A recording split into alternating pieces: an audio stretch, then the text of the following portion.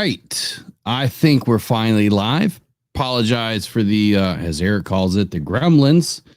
I don't understand Streamlabs. Some days it just decided to disappear while I was in it in creating a new link for tomorrow morning show. So, but we're here and it doesn't sound right already. I can tell you that. The sound seems a bit off, but I hope I don't have these issues tomorrow. You guys will have to let me know how the sound is in the video. I got to pop out the chat still, and then we'll get rolling.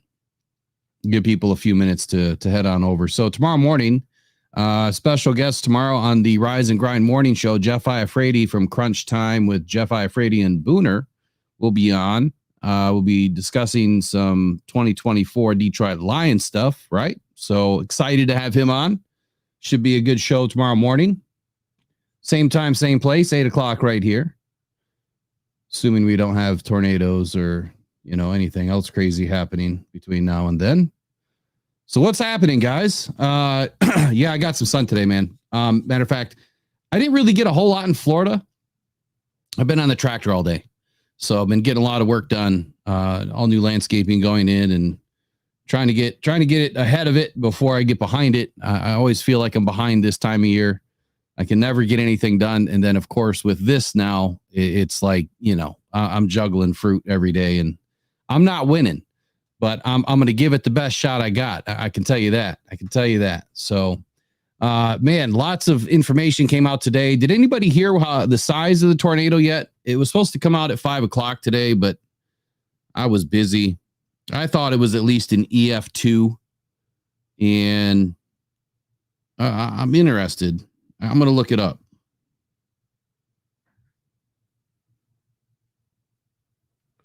Give me 1 second, then we'll get rolling.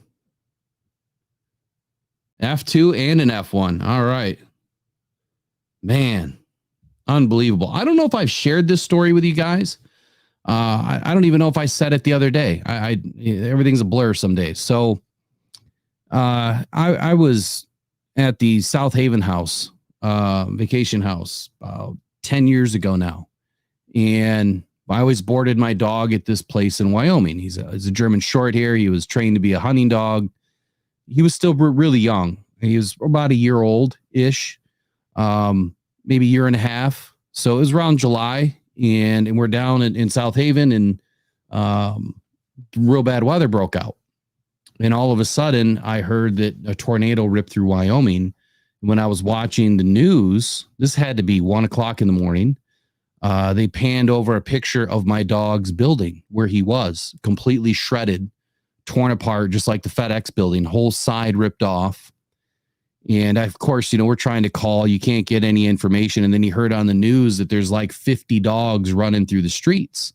And I'm like, oh my goodness, I can only imagine my dog's probably dead or he's missing, he's scared, whatever. So I jumped in the car from South Haven and drove all the way back up to Grand Rapids, Wyoming, actually.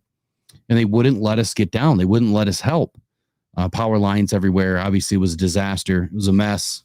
But thankfully, the people at the animal shelter, were able to corral all the dogs into the Home Depot across the street. And that's where they were all night. So they were just kind of running around through Home Depot until they could get them into the cages and brought to the animal shelter. The next day I was able to pick them up, obviously gave them a nice, thank you donation for all of their hard work. And ever since then, though, my dog has never been able to hunt. Totally, ruined him. He's scared of fire alarms. He's scared of the alarm on the refrigerator. If you leave the door open too long and it starts to beep, he runs away.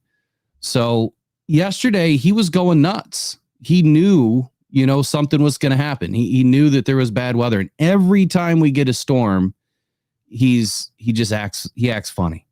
So you knew something was going to happen yesterday. And it's funny how animals have that weird sense, right?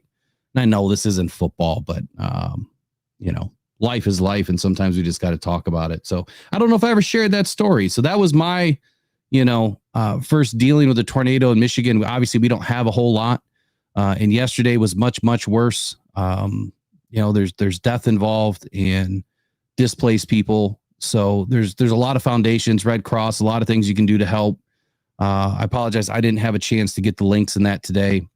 And I really wanted to get down there. I really wanted to get down there today to do something, but we're going to try for tomorrow and see what we can't do to help. So anyway, let's get into it tonight. Let's get into why the NFL screwed up. They should have never allowed this to happen, in my opinion. And I'm glad that they did. I'm glad that they screwed up.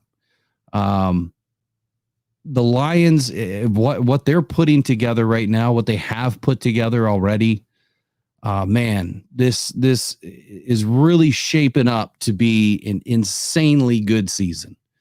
And I hate to put that even out there, but I want to speak it into existence a little bit because I really think that we're going to be able to dominate this year, more so than last year. So I've got some information that I put together. I'm going to pull a couple articles in if I can find them again, because, I had to reset my computer, so they're probably gone. But if I can take a second, you guys just got to bear with me to find all this stuff again.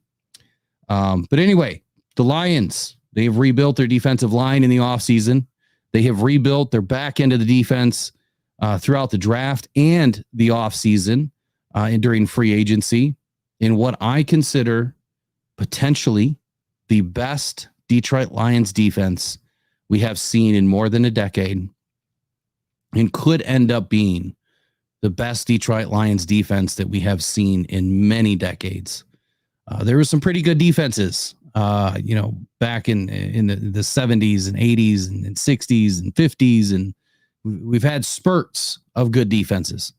But this is shaping up to be a defense that could really terrorize the NFL and boost this Detroit Lions team to that next level, which is hoisting the Lombardi Trophy. I believe that last year we were missing defense. We had the number 1 ranked, the number 2 ranked, run defense, and that damn passing defense just kind of let us down. And I think this is the year that Brad Holmes is finally going to put it together. This morning we spoke about it a little bit, and what is Brad Holmes doing different this year than he's done in past years? Last year, he went all out in free agency, but he didn't back it up in the draft, right? He didn't take a corner. He didn't go out and find, Canadian football players to back up, throughout free agency and supplement, bring in different ideas. This year he did. Brad is reaching, man. He's finding the players wherever they are. And in this year, he has put together a team that is front loaded with solid talent and back loaded with really good depth. And you've always heard Brad Holmes speak to that, and Dan Campbell, that your team is only as good as its depth, right? Injuries are going to happen. It's part of the game. It's not if, it's when, and how often, to be honest with you. And now I think that we can get through that first layer of injuries and still be able to produce at a high level. Now, we haven't seen anything yet. I mean, training camp hasn't even come yet. So I'm a little ahead of myself here, but I'm going to be optimistic about it. I think that, from what I've seen throughout the OTAs already, the mini camps that they're doing right now, they look great. And we've got some information on Broderick Martin that will release tomorrow. If I get a chance to put it out tonight when we're done here, I will. But Broderick Martin could potentially be a big part of this season. I know it's wild to say, and I'm not saying like big part, like starting, sack master, but I think that he's going to have a much better role this year. And we'll just see where it goes. He still has to prove it this season and during training camp, but he's doing all the right things. We'll just leave it at that. I don't want to give away all the nuggets. So before I go any further, let's get into the chat, see who's with us today. Of course, we got Uper Lights, Eric Rintamaki in the house. We got Tracy and Steve moderating tonight. Salty Pork Chops, Lone Wolf, J-Rod, Mike P. We got Killer Kev in the house. We got who else? Roger Chappis.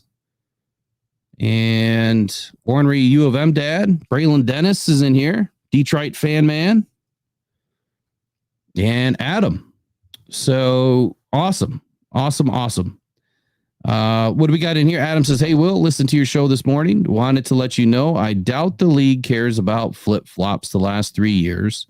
Our matchup in Green Bay has been prime time. Flip-flop, meaning I don't think that they're going to do it 2 years in a row. But I think the Lions have plenty of prime time games this year. I think 6 is where we were at this morning, or 5. No, we were at 5 this morning. It's kind of where I'm thinking. Jaster, what's happening? Finally got Fanatics settled today, by the way. I mean, what a revelation. 2 weeks of having to wait for a company to send out a gift card. My goodness. So everything should be filtered tomorrow is the plan, I guess, that they'll be sending all of the other ones. Whoever was owed a consolation prize should have it tomorrow. So excited for that. We can move on from that. Will Carter says another Will in the house. There we go. All right, so let's do this. Let's talk about how the NFL screwed up and how the Lions are about to have an amazing defensive year. So this year, the Detroit Lions made some bold moves in the offseason that you guys are all well aware of. And they significantly boosted their defensive line through free agency. And then they supplemented again in the draft. We've seen promising talents come in the past, though, and they haven't really turned out that well, namely last year. We brought in, plenty of free agents on the defensive backfield side of the ball, and it just didn't work out. Emmanuel Mosley got injured the first 4 snaps he was in. CJ Mosley got injured by game 2. So Brad Holmes' plan was foiled. Didn't really come to fruition. If it had come to fruition, man, are we talking a different season? And really, it could have only been better by one more game. So I think that it would have really helped if Emmanuel Mosley would have been healthy and CJ Gardner would have been healthy all season. Maybe we're talking something different right now. Maybe we're talking back-to-back Super Bowl opportunities. Who knows? Maybe we get our first crack at it this year. So I do believe that this time is different, though. I really do. And this group is ready to really shake up the league. And I want to talk about these new faces and what they really bring to the table. So first up, let's talk about the main man here, Aiden Hutchinson, walking into his 3rd season. He's gotten off to a really hot start. There's some things, obviously, that he needs to clean up still with his game. But every season, I think he's getting a little bit better. Every year, he's getting a little bit better. And every year, he's getting better players around him. And I think that's what helps to elevate Aiden this year, is now he has an extremely good defense around him. Aiden Hutchinson was the 7th best rated defensive end in 2023. That's an elite list to be a part of. But like I said, he still has a few things to work on. And I guarantee you, Aiden Hutchinson's working his ass off right now to make sure that he's ready to put it all on the line here in 2024. Like I said, impressive start to his NFL career since being drafted by the Detroit Lions in 2022. Over his first 2 seasons, Hutchinson has amassed a total of 93 tackles, 21 sacks, and 4 interceptions in 34 games. His rookie year stats included 46 tackles, 9.5 sacks, and 3 interceptions, which really demonstrated his immediate impact on the game and for this defense for the Detroit Lions. Hutchinson's performances earned him notable recognition throughout the NFL, including the 2022 NFL Rookie of the Year award. He was also named the 2022 Pepsi Zero Sugar NFL Rookie of the Year, an honor decided by fan votes. No surprise there, highlighting his popularity and his impact among the NFL followers and the Detroit Lions fans all over the world. That information by way of Detroit Sports Nation and Pro Football Reference. His achievements, his first season, were remarkable. I mean, insanely good season, as he became the first rookie since 1982 to record at least 9 sacks and 3 interceptions in a single season. Hutchinson was particularly dominant in week 2 of his rookie season. I believe that would be the Commanders game, where he recorded 3 sacks, marking him as one of the youngest players since 1982 to achieve such a feat in a single game. Again, that information available online. These accolades and statistics obviously underscore Aiden Hutchinson's potential and has set even higher expectations for his contributions to the Lions defense in the future, namely 2024. Look, Aiden, you guys know I've been a staunch admirer of, but at the same time, I'm somebody that I'm pretty hard, right? I'm pretty hard on him because I expect so much from the second overall pick out of the 2022 NFL draft. I expect someone to be elite. I expect someone to grow. I expect someone to get better every year and not make these rookie mistakes. And to be honest with you, Aiden's achieving all of those things. He's doing everything that he needs to do. Yeah, there's some times like the Baltimore game, which I plan on reviewing with you guys here soon. There's some things in there that you're going to be like, wow, I can't believe, those things happened. I can't believe he did those things. I can't believe he was way out of position like that.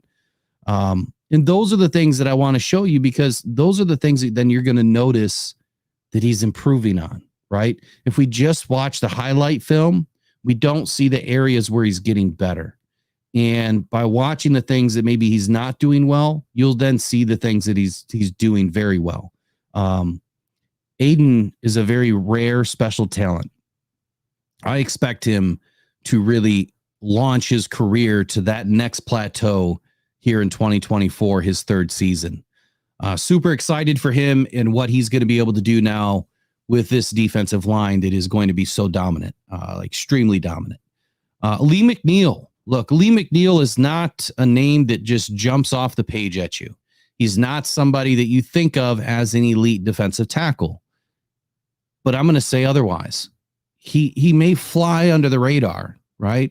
You don't hear about him a whole lot. But when you do, man, he does things that most defensive tackles just don't do. He was the 8th rated best defensive tackle in 2023. Even though he missed, 5 games there at the end of the season, he still maintained a top 10 defensive tackle rating. And when you think about it, you're thinking, how on earth is he the number 8th rated defensive tackle in 2023? There are so many really good defensive tackles in this league. Well, I guess I shouldn't say so many. There's probably 16, maybe 18, really, really dominant. DJ Reader's one of them, and we'll hear about him in a minute. But since entering the NFL with the Detroit Lions in 2021, Alim Mcneill has played a pretty significant role for this defensive line. Over his 3 seasons from 2021 to 2023, McNeill has participated in 47 games. He started 36 of them. During this time, he's recorded a total of 112 combined tackles, 49 solo, 63 assists, 8 sacks, and 2 pass deflections. His most productive year for sacks was in 2023, no surprise, where he managed 5 sacks along with 32 combined tackles and a forced fumble. Pretty impressive year for Alim Mcneill, but what does it mean? The first year that he entered this league, he really didn't have anything around him. He didn't have a whole lot, to help him and help his game. Same thing with Aiden. Aiden only had Alim, and then they learned how to work together and play next to each other and get better at their craft and utilize each other's skill sets to lean on, right? To find those pockets where they can be successful. And then in 2023, it starts to click for them. And they both had great seasons. There was times we needed more, right? There was times we needed them to get to the quarterback, and it just didn't happen. But they were doing other things in this game, like stopping the run and making offenses more one-dimensional.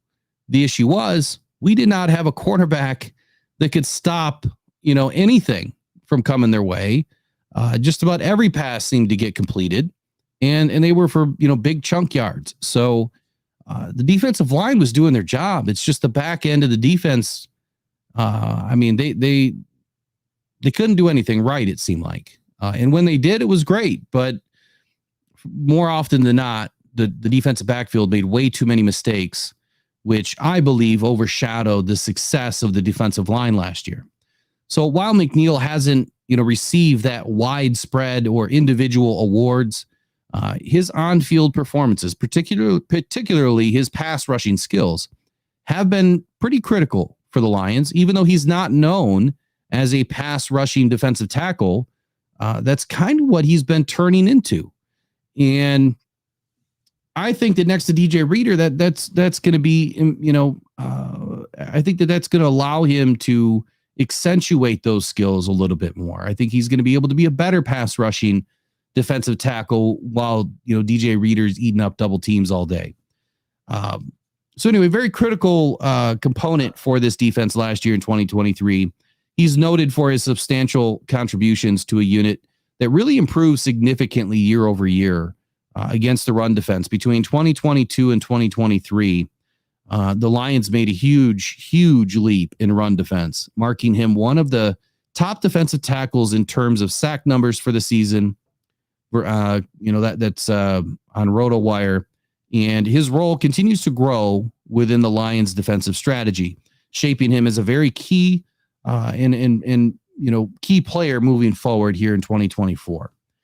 And now the man of the hour, the guy that I think is really going to reshape this defense in 24. And that's DJ Reader. Now, a couple of things about DJ that have to happen. Number one, he's got to stay healthy. He has to stay on the field. When he is on the field, he is darn near unstoppable.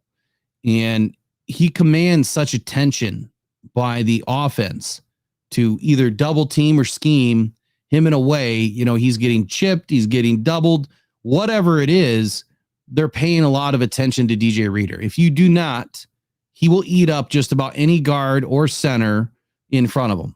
And I'm excited to see now Aiden, Alim, and DJ all lined up next to each other. And the NFL allowed this to happen. It's almost like what you're seeing, with the Houston Texans. I mean, they darn near played Madden this year to build their defensive line. So did the Detroit Lions. They really have done some things this year that are going to shock us, I think, in 2020. I mean, I probably won't be as shocked. I think some people will that, don't believe we've made the right moves. I think that they're going to be sorely mistaken this year when they see just how impressive this defense can be when healthy. But just take a wild guess. DJ Reader, where do you think he was rated last season as a top defensive tackle in this league? If Alim Mcneill was 8 and Aiden Hutchinson was 7? I think I said 7, right? 7. Where do you think DJ Reader would end up being on that list? Eric Rintamaki says 6. So you think that DJ's better than Alim by your answer is what I would safely assume. Jayster says 6 or 7. Adam says 5. So I'm loving these answers because you guys have the mindset, and I'm speaking for you. You can tell me if I'm wrong, that you think that the DJ Reader is better than Alim. Casey says 9 or 10. Roger Chappas says 7. And I'm going to shock you. 13th. So Alim Mcneill rated better than DJ Reader. Now, obviously, DJ Reader missed a lot of time last year, right?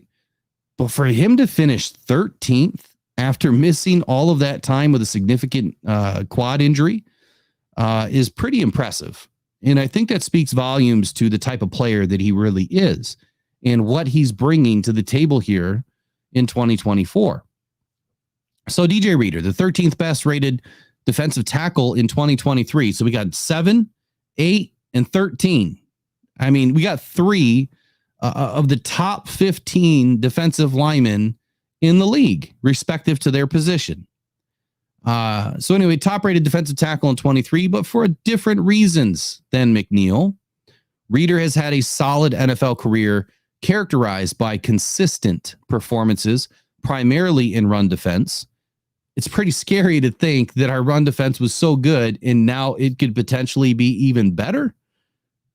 I mean, are these guys even going to be able to get 20 yards on the ground? I mean, goodness. I mean, we held teams to what I think 70 or less was the average. We'll look. I'll double check. We'll look.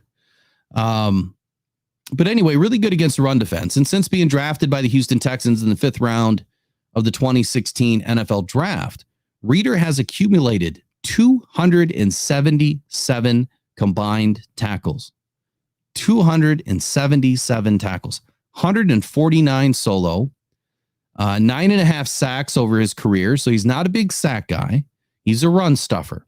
And that's why I believe when you have Reader next to Alim now, Reader is your primary run stuffer, which means Alim Mcneill is going to get free to work. Alim Mcneill's sack number should go up. And if Alim Mcneill is working and commanding attention, what do you think is going to happen to Aiden? His numbers should go up. But if these offenses scheme us funny and they try to shut down those three guys, whoever is on the right side of the defensive line has to just be pretty good, to beat a one-on-one and get past the first guy and have a clear shot to the quarterback. That's what they're going to see quite often. But let's just say, no, let me get through Reader first. Then we'll go into that. Let me get through Reader. I'm going to get ahead of myself. See how excited I am, man? I'm excited. So 9.5 sacks over his career, spanning several seasons with the Texans and then the Bengals. Reader's best season statistically, though, was in 2019 with the Texans, where he set personal best with 52 tackles, 13 quarterback hits, and 2.5 sacks. Despite his significant contribution to the teams, he hasn't been highlighted with any individual NFL awards, but is recognized for his role as a formidable run stuffer and a reliable player on the defensive line minus injury. Notably, though, Reader has made a key play during a game against the Los Angeles Rams, where he sacked the quarterback. I don't believe it was Stafford. I think it was Goff at the time, driving the Rams off the goal line, which was then highlighted as one of the top plays of that season per NFL.com. His ability to perform crucial plays in significant moments underscores his giant impact on the field. In March, obviously, of 2024, Reader decided to join the Detroit Lions on a 2-year deal, indicating his ongoing value in the NFL as a seasoned veteran and defensive tackle. His presence is expected to strengthen the Lions' defensive line, particularly in controlling the run game. Now, before I get to Marcus Davenport, 277 tackles for this guy. He's been in the league since 2016. So 16, 17, 18, 19, 20. So 8 seasons. And so over 8 seasons, he's averaging what, about 40 tackles a year, roughly? About 35. And he's missed a dozen games during that span. So that's pretty solid numbers for DJ Reader. The fact that they're even running towards him at all is surprising. Who are they going to run to now? You can't run at Aiden. You can't run at Alim. You can't run at DJ.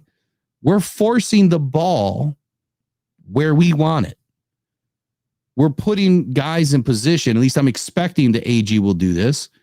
Putting guys in position almost like a spy, right? You're spying the quarterback. Instead, you're spying the ball carrier and the quarterback. And you got one guy, your outside linebacker or your down safety up in the box. His number one job is to watch those two guys. And if the ball is forced his way, he cleans it up. You know, it's like shooting chicken in a barrel or fish in a barrel, whatever they say. So let's move on to Marcus Davenport. Then we'll talk a little scheme here. Marcus Davenport, since entering the NFL as a first-round draft pick by the New Orleans Saints in 2018, has shown pretty solid capability on the defensive line.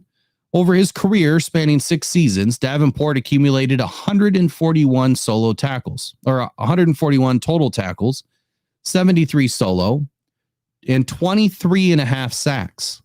23.5 sacks over 6 seasons. I mean, that's not terrible, right? I mean, that's pretty solid.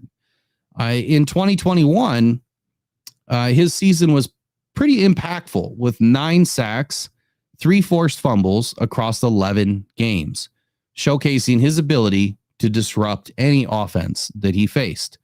While Davenport has not garnered, again, any major NFL awards, His on-field performances, such as a key game in 2021 where he recorded multiple sacks and a forced fumble, highlighted his potential impact for any defensive line.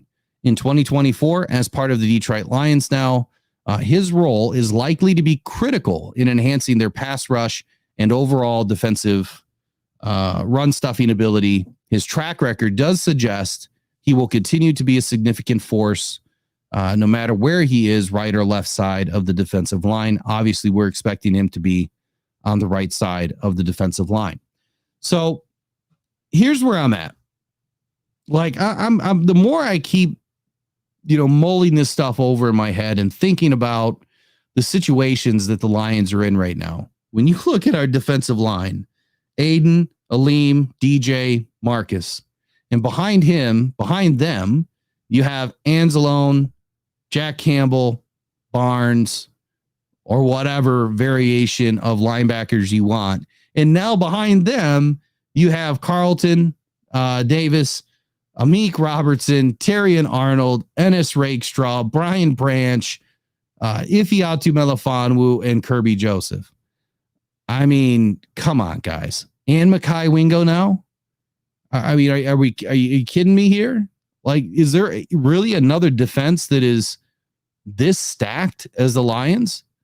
This is a pretty insanely loaded defense, if you ask me. And guys that, have 2, 3, 4, 5 years of experience or more working together now the last 3 seasons. So to Jaster's point, man, we looking good. We are looking real good. Can the Lions be the best defense in the North? Ask Adam. Adam, I'm going to ask you this. Can we be one of the best defenses in the league? Because I think that's where this is headed. I really do. If this defense stays healthy, and that's the big if, because we know injuries happen, man. They just do. Can we be the best defense in the NFL this year? Can we be a top 5? Can we be a top 10? I don't know. I don't see why we couldn't, but I'm going to kick it over to an article. It was written by Alex Reno, March 30th of 2024.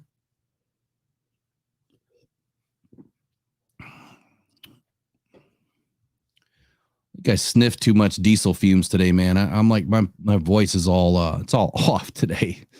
All right, so here we go. Alex Reno says, it might not feel like it to some, but the Detroit Lions defense finished last year ranked in the top half of the league in DVOA, which is defense adjusted value over average. A stat that makes completely zero sense to me. But whatever, DVOA is important. Thanks in large part to the number 1 ranked run defense, which we are actually number 2. And while the passing defense was often the source of our problems, it sure was, it's still ranked in the middle of the pack at 16th in the NFL. I had us at 19th. But whatever. Tomato, 16th, 19th, 1, 2, whatever. Close enough.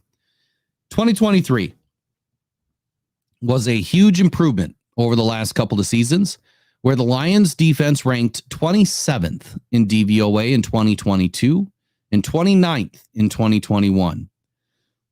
Now remember, we ranked in the top half of the league in 2023. So that means we are better than 15. So we went from 29 in 21 to 27 in 22 to top 15 in 2023. That's a big jump, like really big jump. When you improve year over year, like 5 points, 7, 8 points, that's a really solid jump. But 15 points, that's huge. It's incredible. And when you consider, the article goes on, when you consider the additions made to the defense already this offseason, there is reason to be optimistic that the unit can be even better in 2024. That leads us to the question of the day. How good will the Detroit Lions defense be in 2024? Let me try to bring this in because they have a little graph here, or not a graph, but little pictures here. See if I can blow it up. You may not be able to see it, but we'll try. I don't know if you guys can see that well, but let me try to blow it up one more time. I think it keeps getting smaller. I think it did, actually. So I don't know if you can read that, but we'll start on the right side. You got cornerback Carlton Davis, Emmanuel Mosley, Kendall Vildor, Craig James. Obviously, this was before the draft, right? Then you had edge rusher Aiden Hutchinson, Marcus Davenport. Yeah, this was way before the draft. When was this written again? Was it March 30th? Yeah, so that was even before. I'm going to pull this off the screen.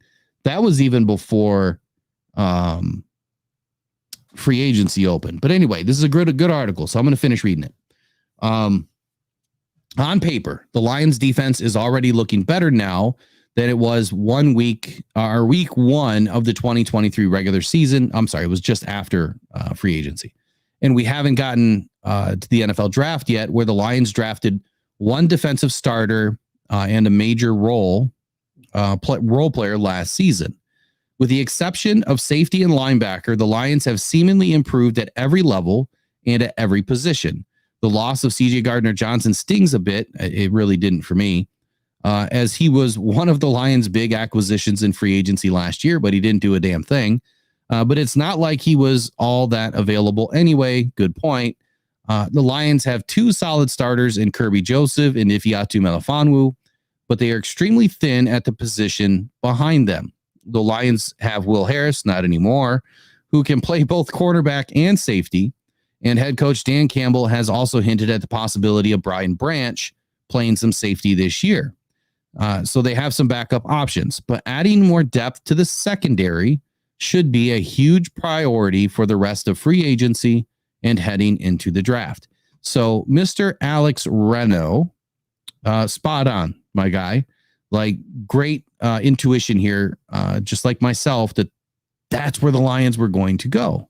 They started building the defensive line. It was time to go address the Achilles heel, right? You know, literally the Achilles heel of this defense last season was the DB room. So he's seen it. You know, he had the forethought here to see that the Lions needed to address in a big way the defensive backfield. And now I have one more article here.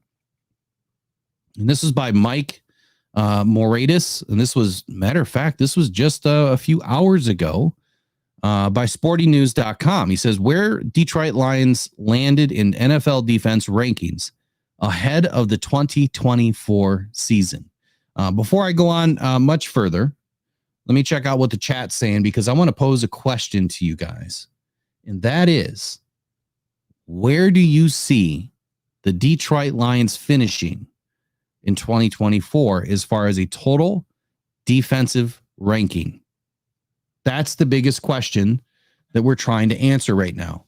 And I believe by what the NFL just allowed for this team to do, by adding DJ Reader, by snake biting the Packers again and taking Terry and Arnold, by snagging two, solid corners and Amik Robertson and Carlton Davis, double downing, on Ennis Rakestraw at pick 61. Where is this defense going to be in 2024?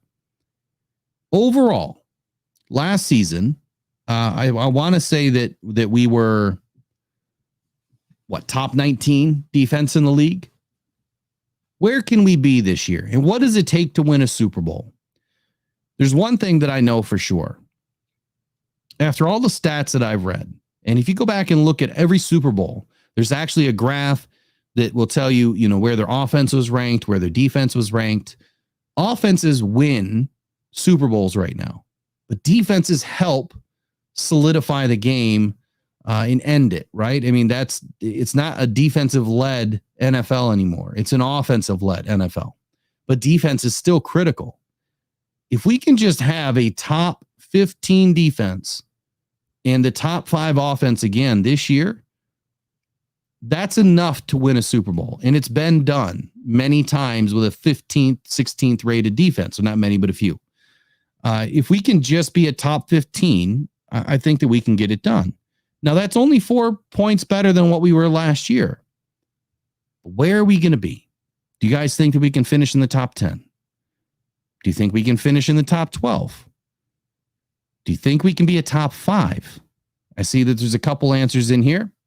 Warren Ryu of MDad says 5. You think we can be a top 5? Chappis is 5th. What is the best pass rush lineup that we have? Well, that would be Davenport and Aiden Hutchinson. But you're also forgetting it's not just pass rusher, right? You've got Mekhi Wingo, who's an interior defensive tackle pass rusher, and Alim Mcneill, who's turning into a pass rusher. And then you have DJ Reader, who's going to eat up double teams, which is going to allow Alim Mcneill, who was the most double team player on the defense last year, get free more often. So if you go from 5 sacks from Alim Mcneill to 8, and you go from, Aiden's, 11 and a half or whatever he had last year to 15, and let's say you get 5 out of Marcus Davenport, and then you get a handful more from the DBs, this defense is way better and in much better shape than we were last year. So I'm seeing 10s, I'm seeing 11, 10 to 12, top 10, top 10, top 5, top 10, top 10, top 12. Tracy says even number 1. James Burgess says, I'll take 12th or better. So I think we're all on the same page here. At least, in the chat today, a lot of us are thinking that this Lions defense is much better than we're giving it credit to be, or some people are giving it credit to be. And you can't lay down on these Lions. You can't. You cannot do it this year. And if you do, you're going to be bitten pretty badly. So I'm going to go on with this article here. And I think I can bring this one in because there's a couple of good statements in here. I want you guys to see and see what this guy has to say. And get rid of all these ads first. Oh, I can't stand these ads. I would use a VPN, but I think it makes things even worse for streaming services. Come on, get bigger. There we go. Just want this one thing to go away and it won't.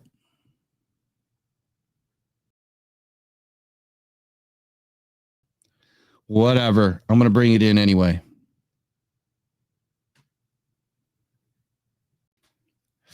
All right. Ignore the video down there. It just won't go away. So where Detroit Lions landed in NFL defensive rankings ahead of 2024. So these are the latest defensive rankings before we even start the season. 5/8/2024. This was written just a few hours ago. And here's what it says. The Detroit Lions have made some significant additions to their defense during the offseason. But is that enough to garner some respect as one of the better defenses in the NFL in rankings of analysts? Bleacher Report's scouting department recently compiled a list ranking every unit in the NFL, and the Lions defense landed at number 10. Give me a 10, right? What was that movie? Give me a 10. Was it Friday Night Lights or something like that? Which is certainly a more than respectable ranking. And I would agree. Look, if we can get to a top 10 defense and our offense stays clicking, this is the year. This would be the year. So why they're ranked here? I thought this was great. The Detroit Lions had the promise of a strong defense in 2023, but it was still in the theoretical stage. A weak secondary was the major reason behind the Lions finishing 25th in scoring defense. They gave up 7.4 yards per pass, which ranked 30th, while the run defense was stingy, 3.8 yards per carry. And the front led the league in pressure percentage. The secondary will look much better this season. They traded for Carlton Davis and signed Meek Robertson before drafting Terry and Arnold. You throw in Brian Branch, who had a strong rookie season, and you have the makings of a good group.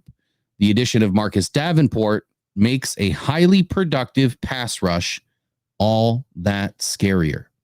Well, they clearly like Marcus Davenport. And quite honestly, the more and more I read and watch and learn about Marcus Davenport, I'm starting to warm up to the fact that he's just been misused, right? He's been misplaced on other defenses. He hasn't been used properly, overshadowed by Daniil Hunter and others.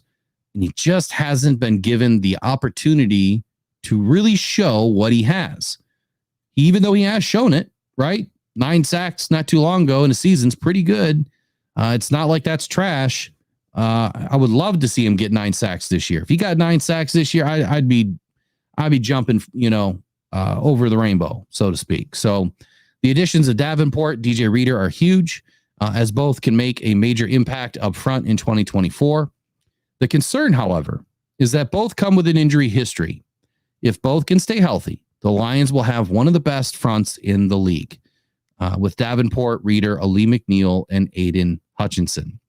Davenport, in particular, needs to stay healthy and produce, as the Lions must be able to get after the quarterback consistently if they want to compete for a Super Bowl with some of the other best teams in the league. Now, you notice how he didn't say Aiden Hutchinson needed to stay healthy to get after the quarterback, right? Or Marcus Davenport needed to stay healthy to get after the quarterback. No, it's DJ Reader, because the interior of a defense is what starts the pass rush.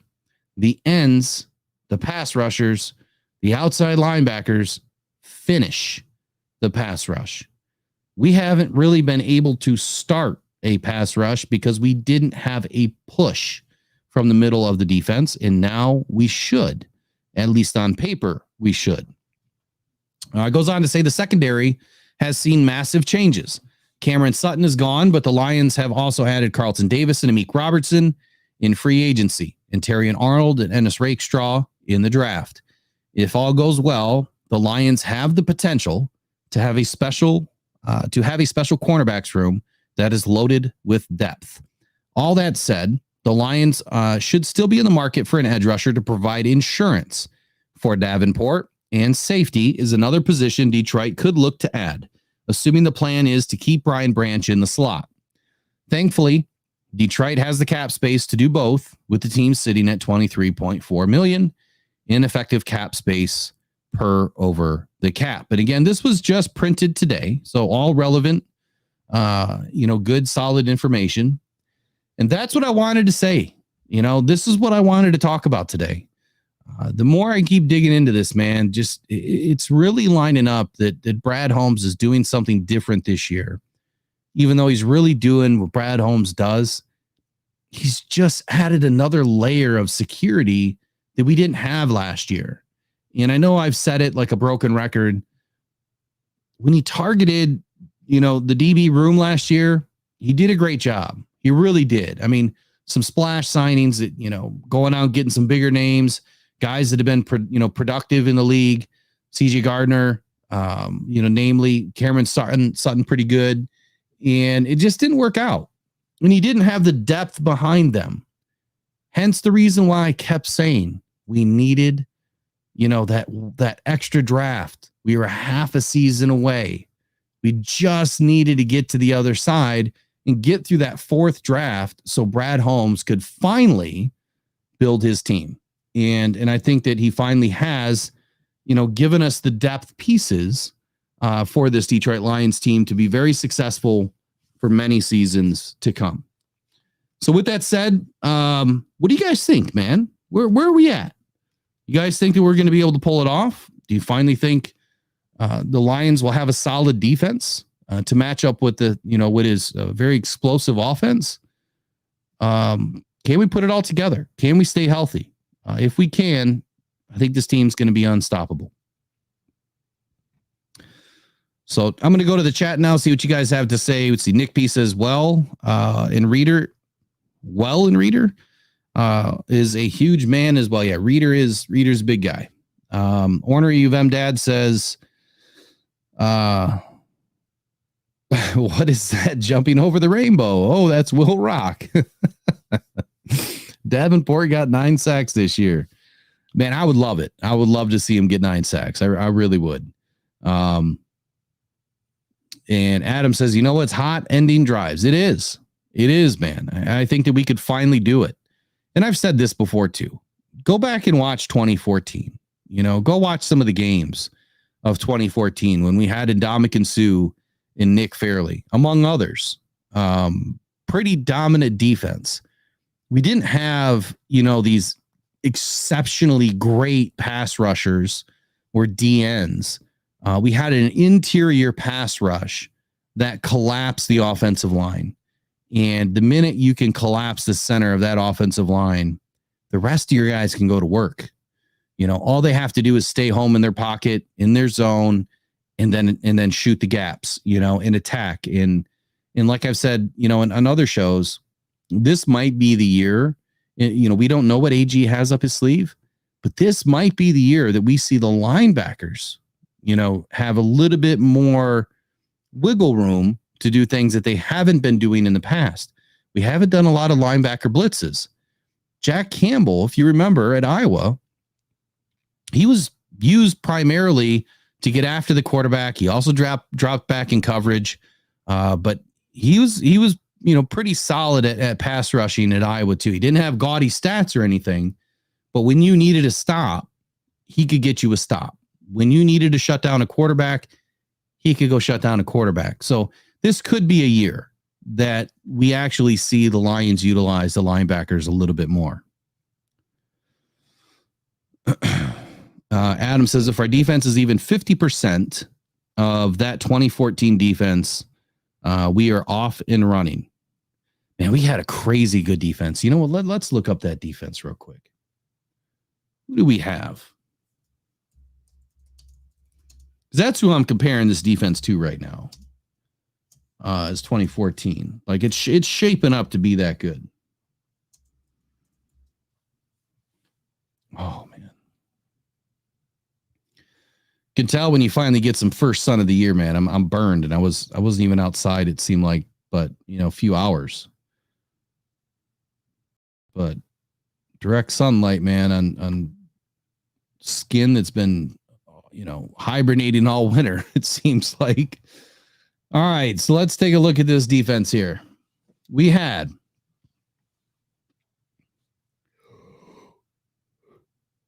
DeAndre Levy obviously was our best linebacker. He had 2.5 sacks, 5 passes defensed, 1 interception, 117 solo tackles. Good Lord. 151 tackles on the season. Who else? We had Tahir Whitehead. I mean, he was okay. Glover Quinn back there at safety. Obviously, he was a dog. 10 passes defensed, 7 interceptions that year. 7. What a season. James Ahedebo. God, he was such a hitter. You guys remember Ahedebo? That dude was a thumper. 8 passes defensed, 4 interceptions, 2 sacks. And then you have Ndamukong Suh. Darius Slay. I mean, he was good. Wasn't great, but 17 passes defensed, 2 interceptions that year. It was one of his better seasons, I think, as a Lion, but he really didn't seem to play well until he left the Lions, is what it seemed like. He started to get better, and then once he left the Lions, it seemed like he got even more better. Let's see, Ndamukong Suh, 8.5 sacks that year through the middle of the defense. 8.5 sacks. 3 passes defensed. You had Ezekiel Anza, defensive end. You remember Ezekiel Anza was very raw. Like he was the Rook Ororo of this year. That's like what Ezekiel Anza was like. Only a couple years ever playing football. Turned out to have a decent career, but he had 7.5 sacks that year. 7.5. Who else did we have? We had George Johnson. You guys remember George Johnson? I love George. And it seemed like the next year, like the Lions moved off. I think he came from the Vikings or something like that. I love George Johnson, man. 6 sacks, defensive end. CJ Mosley, defensive tackle, 2.5 sacks. Jason Jones, he was probably one of our better defensive ends. He had 5 sacks. Stephen Tolick, linebacker, 2 sacks. But at the end of the year, we had 42 sacks. That's it. And it was a dominant defense overall. So where did the Lions 2014 defense rank?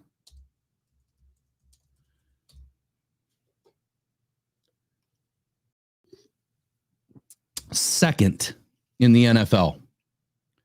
Second in the NFL, giving up 300 yards per game, 17.6 points per game.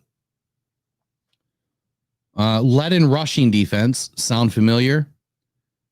Yielding just 69.3 yards per game.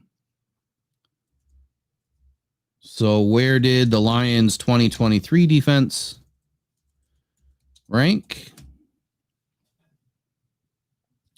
The Lions were 30th in coverage in 2023. We know that. But overall, I mean, when you look, 42 sacks, 300 yards a game, 17.6 points, 69 rush yards a game, ranked second overall in the league. That's just 10 years ago. And I can't say that the league has changed dramatically in 10 years where that wouldn't have been a pretty solid defense today. You know, you still want to keep your teams under 20 points. I mean, that's been my golden rule. That year, 17.6 was well below that 20 points. And back then, you know, it might have been 19, 18, 17 points probably would have been the target per game. But with more offense now, obviously that number is stretched a little bit. So 2023 Detroit Lions rankings. I'm trying to pull it up. Come on.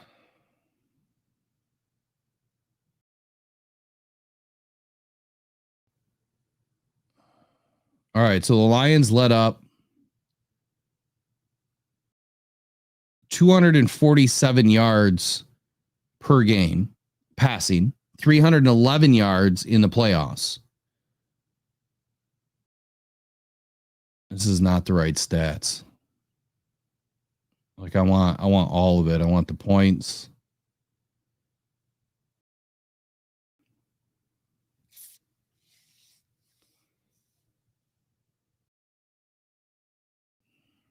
I'm not finding it.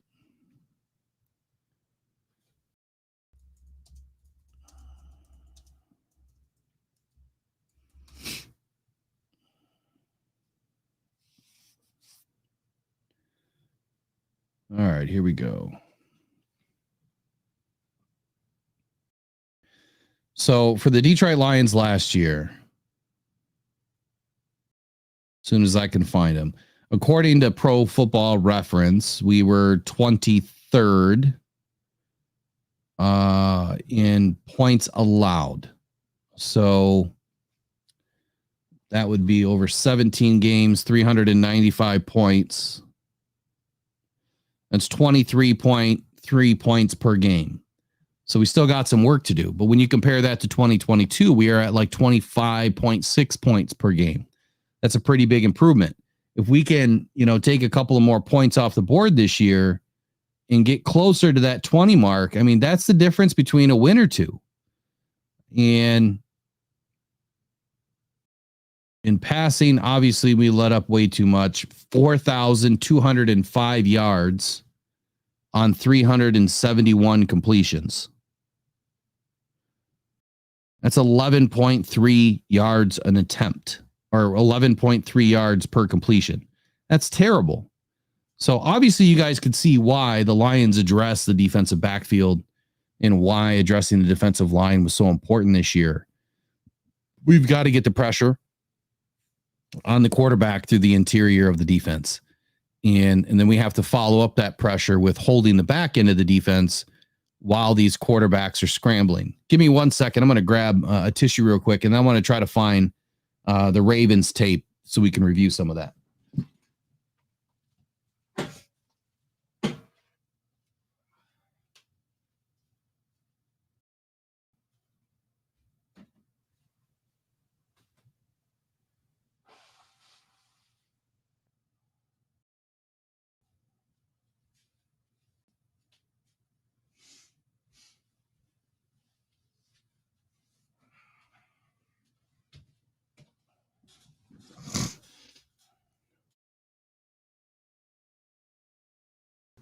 All right.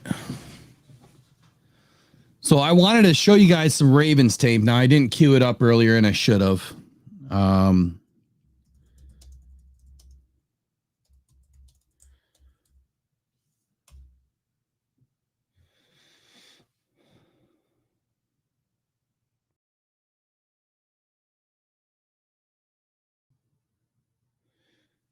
Just give me 1 sec. I'll find it.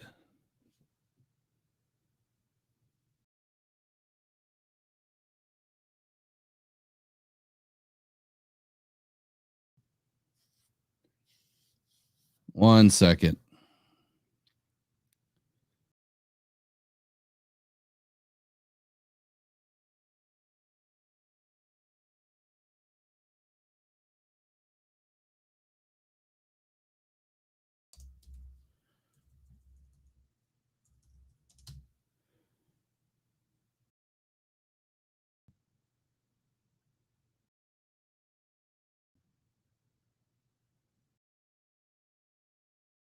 So anyway, while I'm finding this, what are you guys' overall thoughts here? I mean, on the information that I shared. I mean, are we still in the boat that we kind of missed the boat here? Like, that Brad didn't, bring in, a defensive end or, another elite pass rusher and we're in trouble? Or are you guys starting to see, where Brad Holmes really has this team set up in a way that, one, we have depth in areas that we haven't had depth in a long time. And two, you're starting to see a team that is getting better at every position. And that's what Brad Holmes always said that he would do, is get better. All right. That's his number one goal, is to bring in players that make this team better. And it doesn't matter what position, you want to make that position better.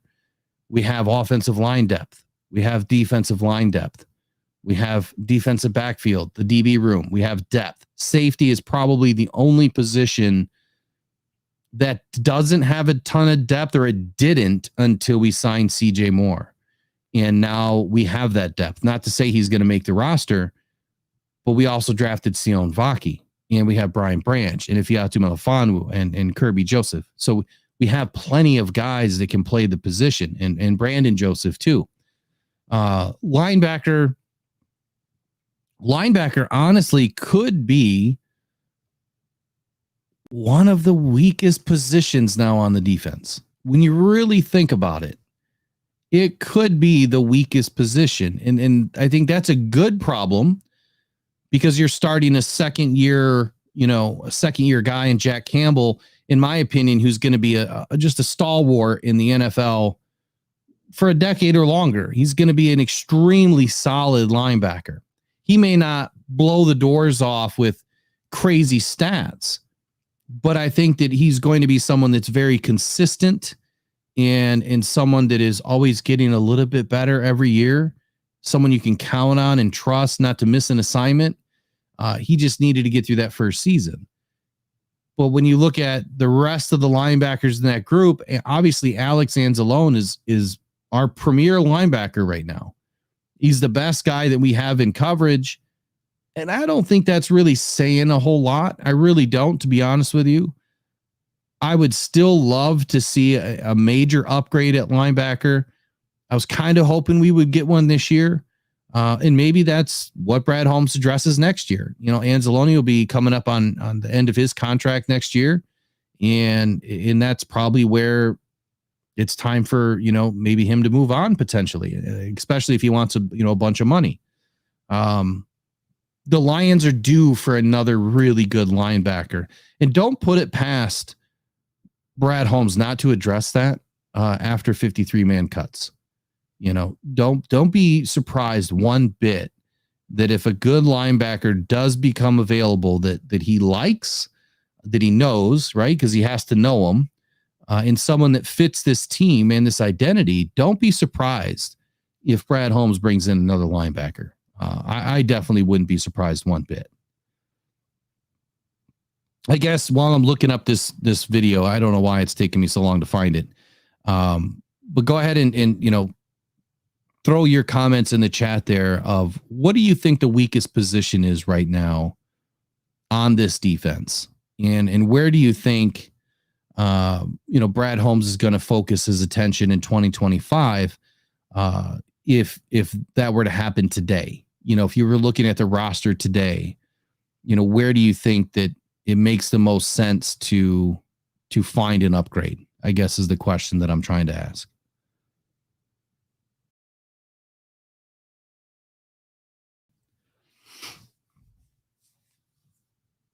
So John Doe says wide receiver 3, defensive end, and safety. Adam says linebacker. I think so. John Doe says they need to let Rodrigo play over Barnes. Mile marker 301 says the blind side. Okay. Front D line, Mr. Scotty the Bear says the front D line will be better. Back 7 will be better because of the front 4. Less pressure, more sacks. There you go. I think it's kind of the blind side. That's hilarious.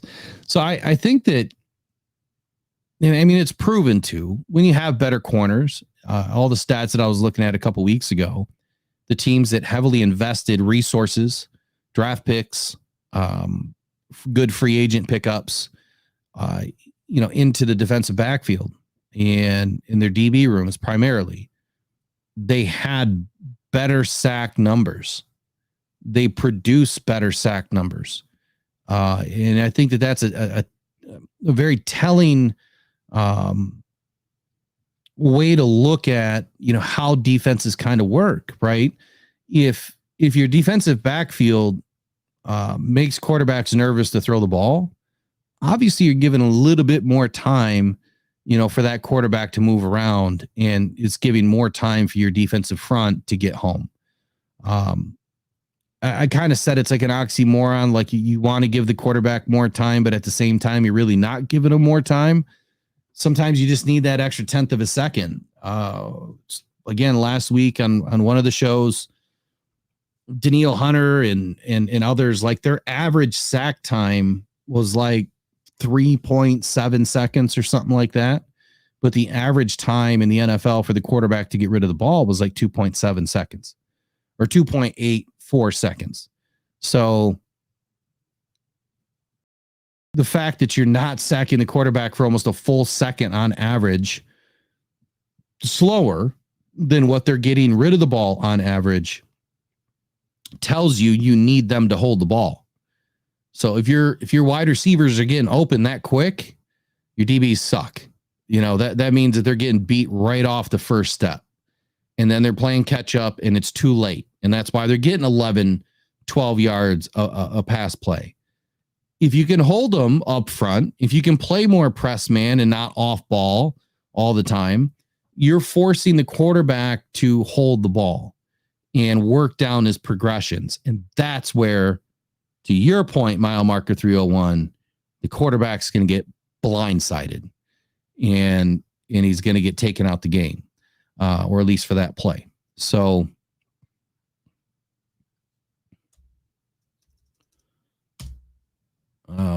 come on, man. So I don't want the NFL highlights. That's what I'm trying to get away from. I definitely don't want to review the highlights. I watched this video the other day and I loved it because the highlights that this individual did, it showed It showed a lot of the things that I've been talking about. One, some of the things that Hutch does, a very specific play. Let me look at this one here. I don't think this is the tape. That's not the tape either. Maybe it was all 22. Hold on. Maybe it was that guy.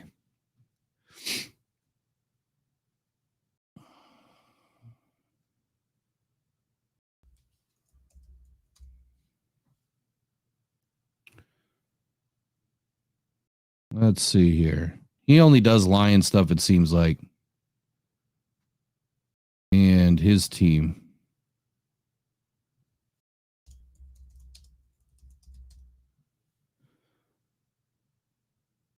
Come on.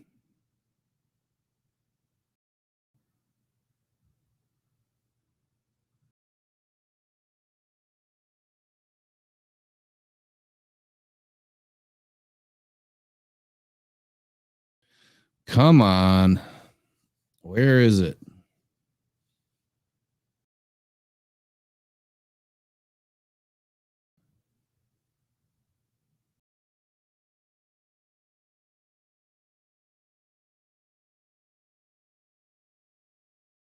Craziness. I don't know why I can't find it. You would think that it would be in my recently watched or something like that, but I guess it's not.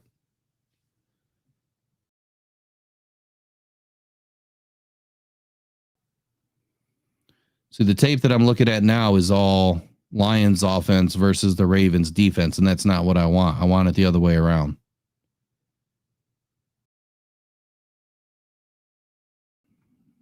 Well, I guess I'll have to come back to this, but we'll do it another night. There's very specific tape in here that I think will open up your eyes. And in one of the plays, wait a second, is this it?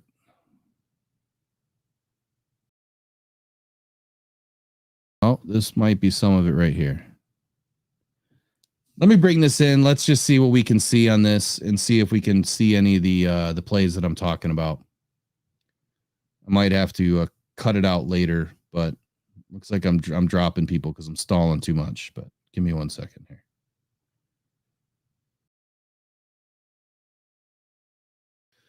Okay, so let's watch this, and I want to show you guys a few things. Hopefully, it's in this tape.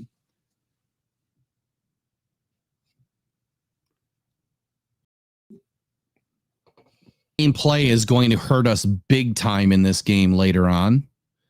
And I know that there's been a lot of talk about Lamar Jackson having all day to throw. Well, he has all day to throw because, I mean, you look at this offensive line right now, what they're doing to us. One, I don't know I don't know if you can even see my cursor. I think that's Jack Campbell right here. Like, why is he looking at the sideline? Is he turning? He must be turning to run. But Alim Mcneill over here is getting double teamed. Who's on the right side over there? Is that Hutch over there? Hutch looks like he's getting double teamed. They have committed 1, 2, 3, 4, 5, 6, 7 guys on this offensive line. And this guy right here is about to leak up the middle. So they've got 1, 2, 3, 4, 5, 6, 7 guys with, this is the running back. So they'll have 6 offensive linemen and a tight end, or 5 offensive linemen and a tight end that are peeling off our guys with double teams. You got one-on-one here. That looks like Alim Mcneill actually right there in the middle. And then the other 2 guys are double teamed. This is where we needed a guy coming around this side, the back side. This is where we needed a linebacker, a DB, somebody coming around the backside.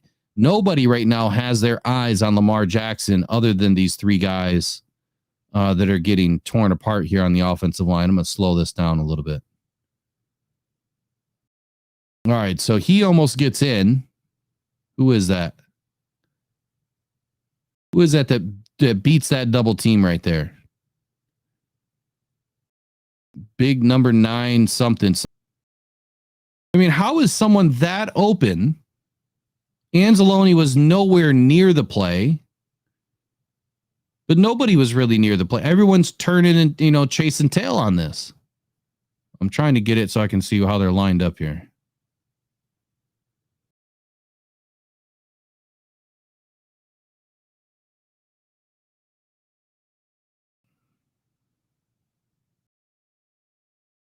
That's just craziness to me. Okay, so we've got 1, 2, 3, 4. We got 5 guys all stacked up right here in the middle. You know, I don't know what they're thinking here. I mean, we do have the one lone back here, but why don't we have someone up here on the line, or down here? That's Cam Sutton right here. Down here on the front side of the line. Why? We need someone else over here, and you have looks like Anzalone or someone right off the right defensive end. We got 4 down guys, and we got Anzalone or someone on the right side off the right end there. But you see that? Whoever this is that sneaks in and goes right after the running back totally takes his eyes. See how he bears down and he's going right to the running back? He did not look for the handoff. Now, I realize it's a pretty good fake right there, but this happened a lot this game, where the Lions were taking their eyes off of Lamar and not watching the handoff actually happen. So is that Kaminsky maybe? He's going to bear down on the running back to make a play. And I mean, come on, like, you totally missed it. So now Lamar Jackson is going to leak out. Look at Cam Sutton right here. He's flat-footed. Look at his feet. He is flat-footed. How are you going to make a play when you are flat-footed? You need to be moving, constantly moving towards the ball. If Lamar's going to the right and this running back is coming through the middle, actually, that might not be Cam. Who is that? Because Cam's down here on the bottom. I don't know who this is up here in the middle. Iffy, maybe? But either way, he's flat-footed. Will Harris has got his back turned. Obviously, he's going to run to the back of the end zone. Well, let's just see. So Lamar leaks out. Yeah, it was 31. That's Joseph. So that's why Joseph was late to that play and completely gets manhandled right here, because he was flat-footed. Flat-footed. Oh, now I'll go. Just terrible. That is terrible defense.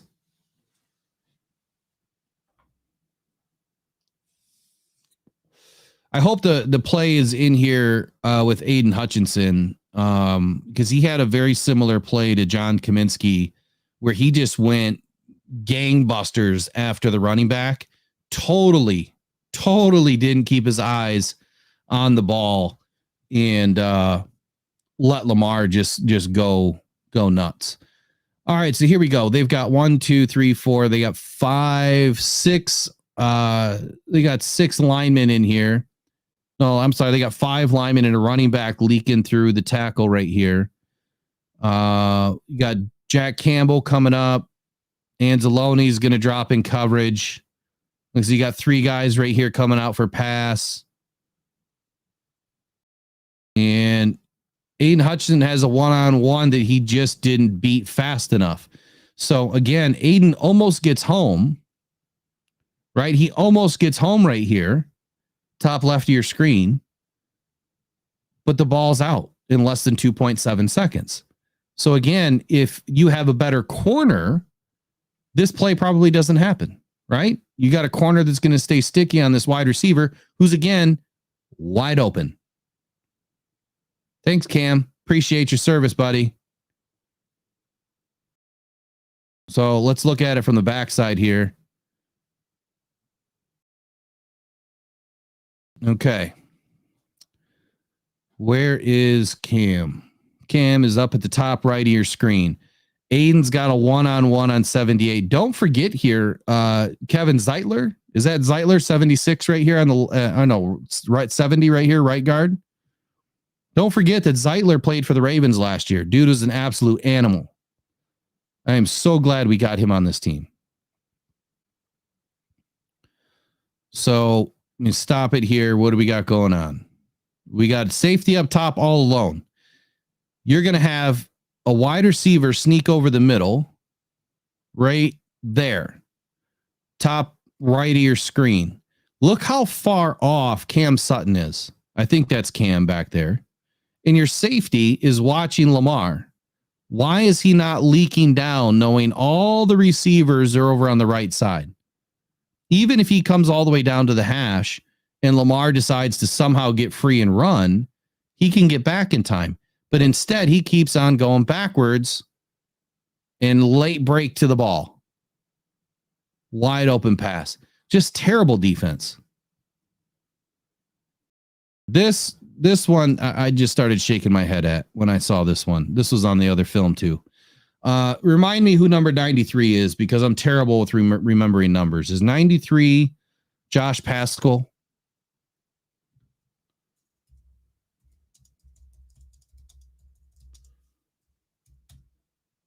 Yeah, it is. It's Josh Pascal.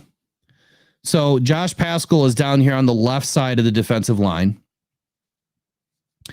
And look at his hands. Just watch his hands for a minute. Please tell me why his hands are not up and why he's not trying to engage and pop and fight. Just watch his hands. Look, his hands come inside when he goes to make contact. Oh, shoot. What did I just do?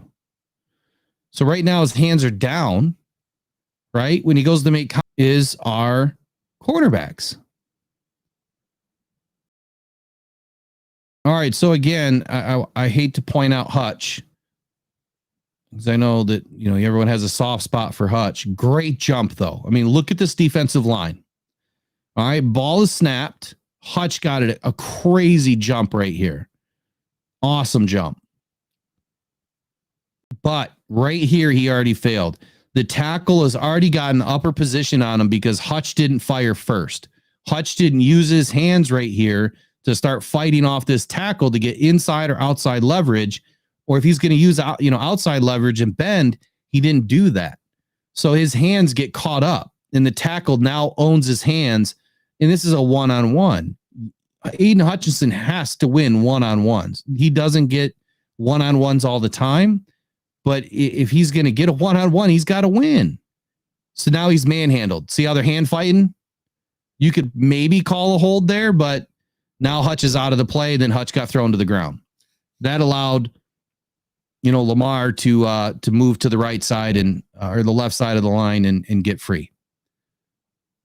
That spin move, I just think, that's stuck in football by any means. Should have been a hold. In my opinion, right there on Hutch, that should have been a hold, but he shouldn't have been spinning, and his hands should have been out. It's like he almost didn't even try to grab Lamar. That should have been a hold.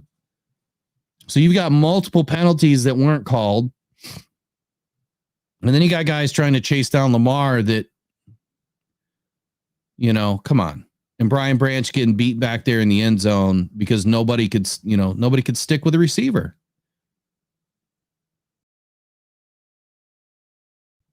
So again, that's Aiden Hutchinson again trying to get Lamar Jackson down, right? Trying to chase him down. He got held, should have been a penalty. But I don't think that you can blame your defensive ends totally on that play.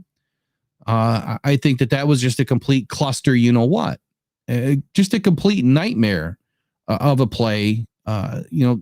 Penalties beside the point, just terrible technique. I don't understand it. And here you got Walker, free run, he's just late. And you've got nobody up on number 3. Likes to go low. That should have been a hold. Should have been a hold all day. Hooked his arm. So to your point, J-Rod, Hutch being a great actor. So here's the thing. I hate LeBron. In the BS that he does on the basketball court. Cannot stand it. Same thing for Hutch. I cannot stand it. You waste more time and more effort and more energy by acting, throwing your arms up. Oh, poor me. Than you do just by doing your job. Get to the quarterback. If the ref calls it, he's going to call it. But if he hasn't called it, he ain't going to call it. So don't act. Don't flail the arms. Just do your job, man. Use that energy to beat that guy. Don't use that energy to draw some dirty laundry, right? I hate the acting stuff. Keep your arms down, get your arms out first, get your hands out first, utilize better hand fighting techniques. Of course, I'm saying all this sitting in my chair, as a middle-aged, fat white guy, right? But I'm not an athlete anymore. But, been there, done that, never at that level. Those that can't do, teach, right? I can't do it no more. So I teach, I watch, I learn, I listen. And what I see here is just terrible technique and very bad acting. Again, there's maybe a little bit of a minor hold there. 99. I can't remember who was number 99 right now. Maybe a minor hold, but again, look, the line got in plenty fast. From snap to pass, I mean, you're talking less than 2.7 seconds. Was that a 5-step drop and out because these guys aren't open is going to allow our defensive line. All right, so there's one on Hutch that I've got to point out. So let me get back to the snap. All right, so Hutch lined up on the left side there. Let me slow it down a little bit more. So when he comes in, right, he bites straight down. He's going to the running back. So he bites down. Oh, Lamar's got it. Where should have Hutch been on this play? Right? You just want to force the guy inside. So can you guys see my cursor? I don't know if you can. Can you guys see my cursor on the screen? It doesn't look like you can. That sucks. So Hutch should have been, that's the 20-yard line arrow right there. So when Hutch comes down, he should be setting that edge and coming north, not coming in. He should be coming north and sitting down on that edge and forcing that running back to stay in. So then Lamar would have either handed it off or he would have eaten it. If Hutchinson would have came straight down and set that edge, Lamar would have not been able to get outside. So right now it's read, no, pull it, because Hutch bit. If Hutch is sitting right on this arrow up here where the 20-yard line is, there's no way that Lamar doesn't hand that ball off. So where's the running back? So the running back has now got a free shot to the left side, right? There's a big lane right here. I would rather have taken that and hope that, one of these guys, I don't know who's sitting over the middle there, or the corner down on the bottom of the screen, that they would have recognized that the running back was leaking up and made the play. I would have rather have taken that risk than leaving the ball in Lamar's hands. Containment has been a big problem for Aiden Hutchinson.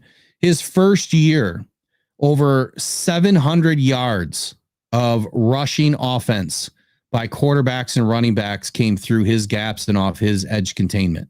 700 yards. We got eaten alive by Justin Fields and Jalen Hurts that year and others off of his edge and his containment assignment, or at least what we're speculating was his containment assignment. And that just can't happen. Now he's getting better. I mean, I did see him sit down last year and hold the containment.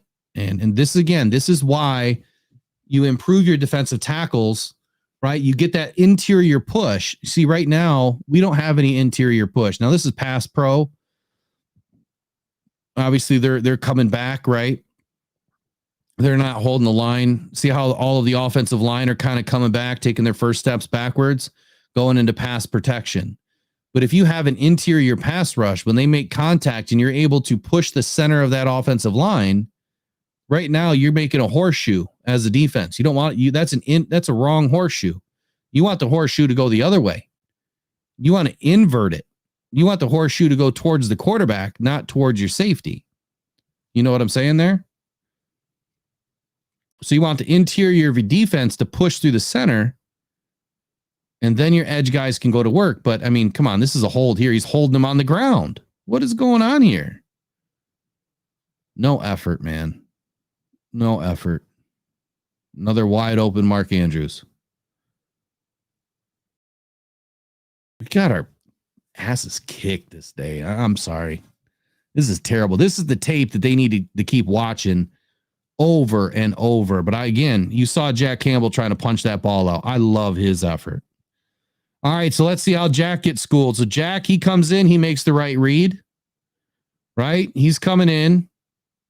He makes the right read. He doesn't immediately bite down. Good eyes, right? He's looking in the backfield. He's watching the ball, going to Lamar's hands. Hand off, hand off, hand off, hand off. Oh, no, Lamar's got it. He makes the right read. What does he do? Forces him inside. Perfect play by Jack Campbell. Anzalone screwed it up by coming in instead of taking the assignment to cover number 35. Nobody behind him. I mean, Alim Mcneill is running downfield to chase a running back. Are you kidding me? And Kaminsky. But I tell you what, I've never seen so many holds. I mean, my goodness. And Hutch does get held a lot. But I think the biggest problem is, honestly, guys, I feel like the biggest problem and why the NFL is not calling a lot of holding calls is because Aiden Hutchinson is acting too much. If he just does his job and keeps his head down and doesn't flail the arms, I think he'll get more penalty calls. I really do. I think he'll get more holding calls.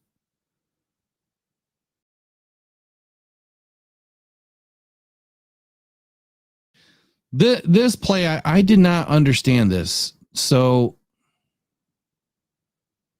okay, so Aiden's, up in the top right of the defense this time. All right, so Aiden's right up here, top right. Now, when he comes down, I feel like he gets too deep on this play. Like, there's a hole right there. Right there's a hole between the guard and the tackle. Why is he not coming down? I mean, yeah, he's trying to set the edge, right? He's actually going to come down and set the edge. He gets deep. But there's a hole right there, and Lamar's back was turned. Now, I would have expected that Lamar probably would have spun out and gone back behind the 50-yard line where he's got, a blocker upfield. You've got a running back leaking out, and you've only got, one guy right now who I don't know who that is. Maybe that's Tracy Walker that even has a clue. But behind whoever that is, Tracy, there's another guy that's going to be open. But he goes the other way between two guys. I mean, my goodness. Two linebackers again, which I do feel that's a big problem for us, that our linebackers are not the greatest in coverage. That's Barnes and Campbell. I think obviously Campbell's much better, but I just don't understand why Cam Sutton is, in my opinion, way out of position.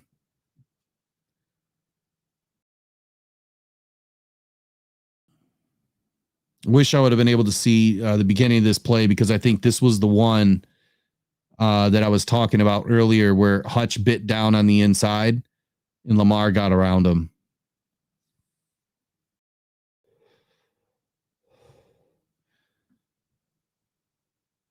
I can't stand that spin. I think he uses it too much.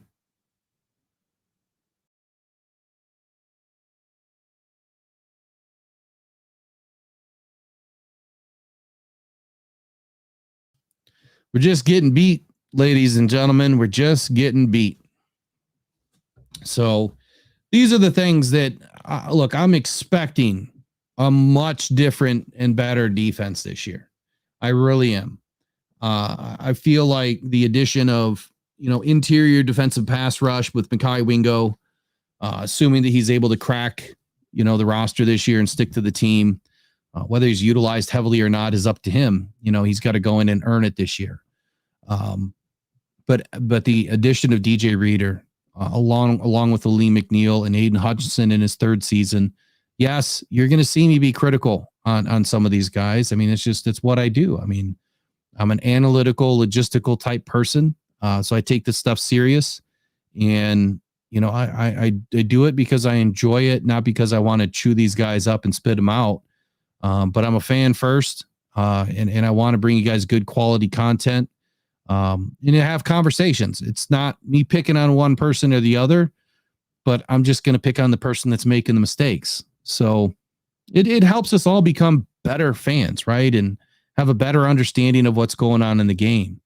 Oftentimes after a game, you always hear, well, this person did that and had such a great game. And, he had 3 sacks, but maybe he had 3 sacks, but did he miss 13 plays? So, what outweighs the other, right? At 13 misplays and 3 sacks, I'm -10 on the day. I got 10 bad plays that hurt my team. Now, if you had 3 sacks and 2 bad plays, we had a positive day. So those are the things I look at. How many plays did you have that positively helped the team? How many plays did you have that were, elite, game-changing type plays, flipping the field, TFLs, sacks on third down. DJ Reader, I expect him to do a lot of that this year with dropping these guys into, long 3rd and 8, 3rd and 9s, because he's able to get through the interior of an offense and will have more opportunity. He's always done well at that. Putting offenses in a bad situation, dropping teams for a loss. DJ Reader has a ton of those plays. So I expect him to perform well this year in giving us better opportunity to put teams in a negative situation. But this is going to be a much improved defense. I do not want to see anything like the Ravens game ever again. It was my worst game of the year. I don't even think I went live that day. I don't remember if I did or not. If I did, I probably wasn't real happy about it because it was a terrible game. Totally unexpected, but it was a game that was needed. It really was. It was a game that was needed because they needed to get their teeth kicked in, get humbled, and then get back to it. And I think that game really helped set the tone for the rest of the season. And they knew they were embarrassed. And you guys know there is nothing worse than being embarrassed. And they were embarrassed that day. Different team this year. It's 2024. We have a lot to be excited about. The way I started this show, I was super excited. I still am. I think that we're heading places in 2024. I think it's going to be a much improved defense. And I really do believe that the way that Brad Holmes has attacked the front and back of this defense is going to shore up a lot of the mistakes that we just seen. We're going to have defensive backs that are in better position. Now, a couple of these guys are rookies. So we're going to have to expect that there's going to be some learning experiences, the welcome to the NFL experiences for these guys. Let's just hope it's few and far between. Expect some rookie mistakes, but this is where the leadership of Carlton Davis and Amik Robertson and hopefully Ifeatu Melifonwu and Kirby Joseph, they can step up to the plate and they can help this team by providing good leadership to the young guys. AG's got a big task this year. It's the season of no excuses, right? I think that has to be a mantra. I like that it takes more, but I feel like no excuses is a much better mantra for this season. And let's show the world, that we can overcome and adapt and have a much better 2024 and finish the year strong. No matter what happens, I'll be proud of these Lions. So, all right, you guys, I've had a great night with you guys tonight. I apologize not getting in deep into the chat, but there's a lot of information to talk about. And, sometimes the mouth just gets running and I can't stop it. So I apologize. Tomorrow morning, Jeff Iafredi will be joining the podcast. He'll be on 8 a.m. Rise and Grind morning show. We'll kick it off at 8. He'll be joining us shortly after 8. So make sure you get in early. We're going to be doing a segment on a few different questions. I'll wait for them in the morning. But I've got a few different questions out to Jeff, and we're going to have a conversation tomorrow about the 2024 Lions, where we're going, where we're heading, what to expect for 2024. It's going to be a great show. I can't thank him enough for giving us some of his time tomorrow. And of course, Eric Rintamaki should be on tomorrow. I can't remember if he's on tomorrow or not, but if he is, well, I'll be here. And we'll see you guys in the morning. Again, thank you for being part of Rock Down Podcast Network, Rock Down Detroit Lions. We'll see you in the morning. Take care. Bye-bye, guys.